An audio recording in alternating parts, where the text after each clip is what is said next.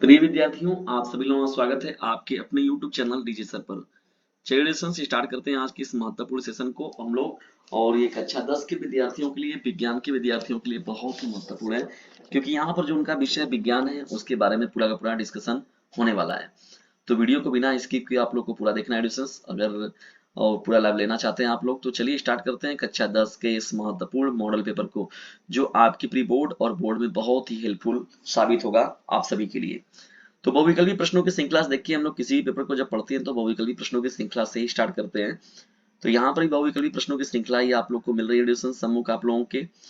तो यहाँ पर देख लीजिए इन सभी प्रश्नों को ध्यान से आप सभी लोग, और इन सभी प्रश्नों को कर लीजिए अच्छे से तैयार, ठीक है। तो चलिए हम लोग बढ़ते हैं यहाँ प्रश्नों की श्रृंखला में आगे, और देखते हैं इन महत्वपूर्ण प्रश्नों में कौन कौन सी चीजें हैं, कौन कौन सी इंपॉर्टेंट प्रश्न है जो आपके एग्जाम में पूछी जा सकते हैं और यहाँ से आपको लाभ मिल सकता है। तो देखिए डिस्टेंस यहाँ पर जब मिलता है आप लोग को पेपर, तो उसमें तो आप जानते हैं कि समय आप लोग को मिलता है, ये समय मिलता है, दिया जाता है कितने समय का पेपर है, ये है, ऐसे है, ये चीज करना है, वैसे करना है। तो इन सभी चीजों को देखिए, इंस्ट्रक्शन वगैरह की बातें जो है इसको आप लोग अच्छे से देख लिया करिए, ठीक है। ये पेपर में देखिए आप लोग को इसीलिए मिलता है 15 मिनट का समय, ठीक है ना, प्रश्न पत्र को पढ़ने के लिए। देखिए निर्देश की चीजों को भूला मत करिए, बहुत इंपॉर्टेंट बात है ये, ठीक है। चलिए बढ़ते हैं यहाँ पर हम लोग। देखिए पहला जो प्रश्न दिया गया है, पहले का प्रश्न जो है, किसी दर्पण से आप चाहे कितनी ही दूर पर खड़े हो आपका प्रतिबिंब सदैव सीधा प्रतीत हो, ये किस दर्पण में संभवतः दर्पण क्या होगा, वो कौन सा दर्पण होगा जिसमें ये चीजें देखने को मिलेंगी। तो देखिए डिस्टेंस या तो समतल होगा वो, या तो अथवा उत्तल होगा, ठीक है। तो उसी में ये चीजें देखने को मिल सकती हैं।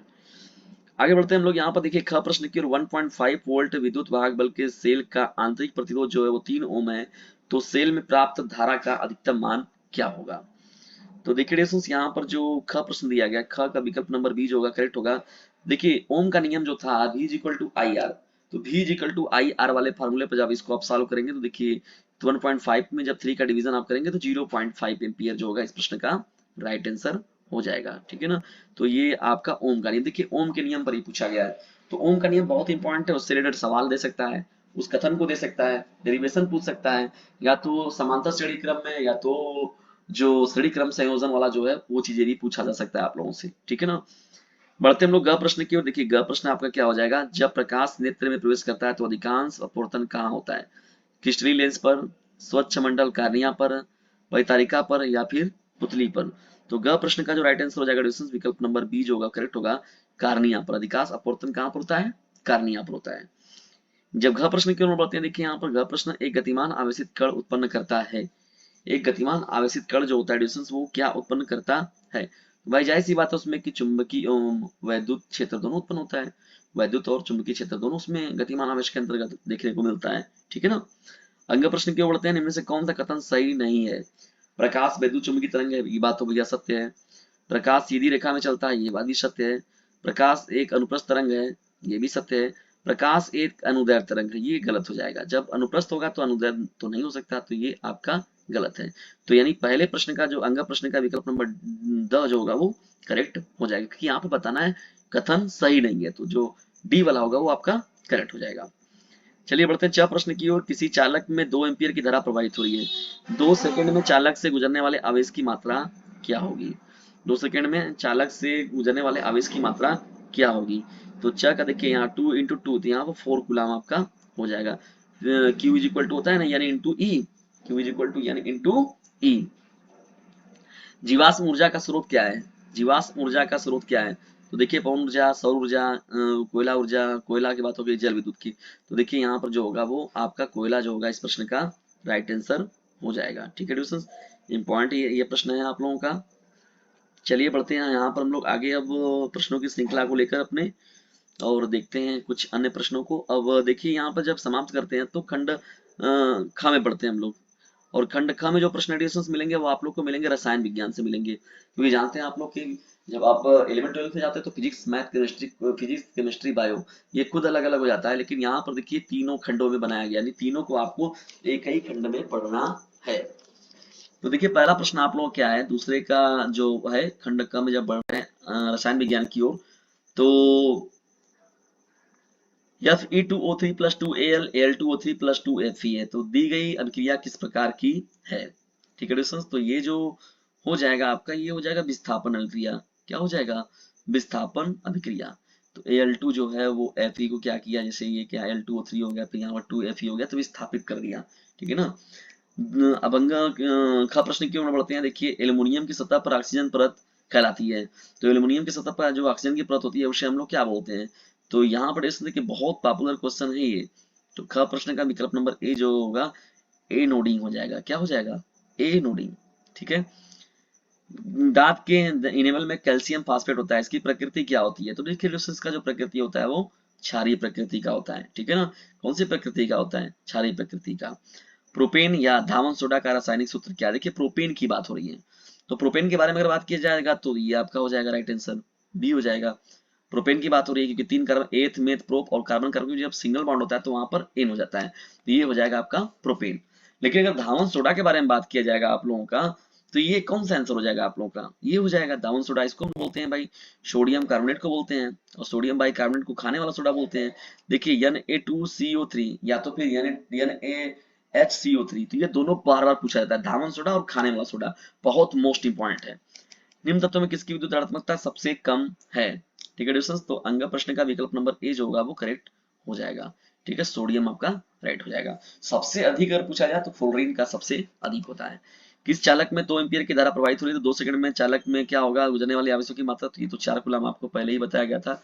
ठीक है ना, ये तो आपका करेक्ट हो जाएगा।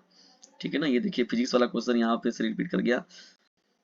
जीव विज्ञान की ओर हम बढ़ते हैं। अब देखिए जीव विज्ञान में महत्वपूर्ण प्रश्नों की श्रृंखला में बढ़ते हैं जब यहाँ पर, तो अब तीसरा पार्ट आपका क्या मिलेगा? जीव विज्ञान मिलेगा। तो उपखंड ग में जब पढ़ते हैं हम लोग यहाँ पर तो जीव विज्ञान की बात होगी। तो देखिए तीसरे का प्रश्न जो है क भोजन को निगलते समय इसे घाटी द्वारा वायु मार्ग में जाने से रोकता है, तो कौन रोकता है इसे? ठीक है, ये आप लोग का प्रश्न है। तो यहाँ पर देखिए इसका जो राइट आंसर हो जाएगा ब करेक्ट हो जाएगा। एपिग्लास एपिग्लाटिस एपिग्लाटिस हो जाएगा। ठीक है। ख जो प्रश्न है निषेचन के बाद पुष्प का कौन सा भाग फल में बदल जाता है? तो ख प्रश्न का जो राइट आंसर हो जाएगा विकल्प नंबर सी हो जाएगा करेक्ट, अंडा से। मेंडल ने अपने अनुवांशिकता के प्रयोग में कौन से पौधे पर किए थे? देखिए बहुत ही पॉपुलर है ये, इसको तो आंख मुन के लगा दीजिएगा, मटर का पौधा। ठीक है ना, तो ग का विकल्प नंबर घ जो होगा वो करेक्ट हो जाएगा, डी ना। ग प्रश्न की ओर बढ़ते हैं। पल्मोनरी सीरा रक्त लाती है अथवा फेफड़ों से शुद्ध रक्त आता है, तो घ प्रश्न देखिए घ है, तो घ का विकल्प नंबर ब जो होगा करेक्ट हो जाएगा बी, बाय आलिंद में, यानी पल्मोनरी सीरा जो रक्त को लाती है कहाँ? बाएं आलिंद में लाती है। अंग प्रश्न की ओर बढ़ते हैं। एक पुष्प के स्त्री केसर के मध्य भाग को क्या कहते हैं? एक पुष्प के स्त्री केसर के मध्य भाग को क्या कहते हैं? तो अंग का जो विकल्प नंबर क्या होगा? बी आपका करेक्ट हो जाएगा। वर्तिका बोलते हैं उसे हम लोग। सीधा सीधा प्रश्न है, आप लोग को क्या बोलते हैं उसे? हम लोग वर्तिका बोलते हैं।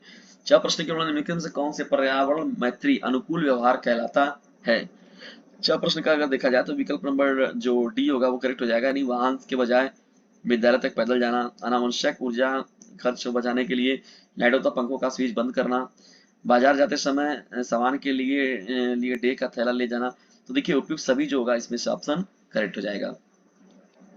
ठीक है ना। छह प्रश्न की ओर बढ़ते हैं। लवण जलीय पौधों और जंतुओं के जीवन के लिए सबसे अधिक सहायक पीएच पदार्थ कौन सा है?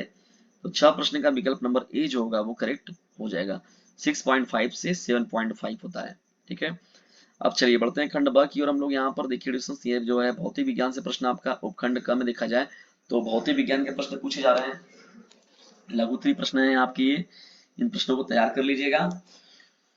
स्क्रीनशॉट मार के देखिए आग का दृष्टि दोष क्या होता है, बहुत ही इंपॉर्टेंट है। ओटीई का परिणाम बताइए। अब दीर्घ उत्तरीय प्रश्न में भी देख लीजिए भौतिक का यहाँ पर चुंबकीय क्षेत्र में किसी धारावाहिक चल, देखिए ओम का नियम हो गया, बताया गया था ना, धारावाहिक विभव के बीच में आरेख खींचना है यहाँ पर। रसायन विज्ञान से देखिए प्रश्न पूछा गया है आपका रिलेटेड यहाँ पर, और दीर्घ उत्तरीय में भी रसायन विज्ञान का पूछा गया है। ठीक है। ब्लीचिंग पाउडर बनाने की विधि का बताना है यहाँ पर, रासायनिक गुण लिखना है। उपखंड ग में जब आप पढ़ते हैं तो देखिए जीव विज्ञान से रिलेटेड प्रश्न पूछा गया है लघु उत्तरीय आप लोगों से, तो इन प्रश्नों को तैयार कर लीजिएगा, इन प्रश्नों को पढ़ लीजिए आप लोग अच्छे से।